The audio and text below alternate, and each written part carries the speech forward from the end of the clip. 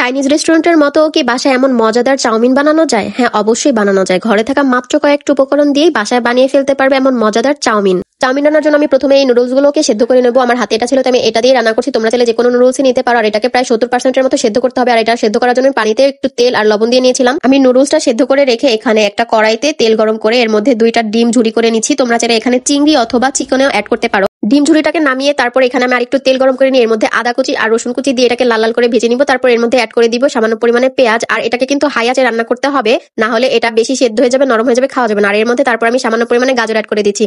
তারপর এগুলোকে আমি ভালো করে 1 মিনিটের মতো কুক করে নিয়ে এর মধ্যে দিয়ে দিব টমেটো কেচাপ। আর এই টমেটো কেচাপটা কিন্তু চিনি মিক্সড করা ছিল। তোমরা চাইলে এখানে টমেটো সস বা চিলি সসও ব্যবহার করতে পারো। তারপর আমি এর মধ্যে দিয়ে দিচ্ছি কাঁচা মরিচ আর ডিম ঝোড়াটা। তারপর এগুলোকে ভালো করে মিক্সড করে আমি 1 মিনিটের মতো কুক করে নিব। তোমরা চাইলে এখানে কিন্তু ক্যাপসিকাম বা বাঁধাকপিও ব্যবহার করতে পারো। এরপর আমি এর মধ্যে দিয়ে দিচ্ছি সেদ্ধ করা নুডলস। আর এগুলোকে আমি ভালো করে মিক্সড করে নিব। আর মিক্সড করা হয়ে গেলে এর উপর দিয়ে দিব সামান্য পরিমাণে কাঁচামরিচ কুচি আর দিয়ে দেবো সামান্য পরিমাণে চিলি ফ্লেক্স।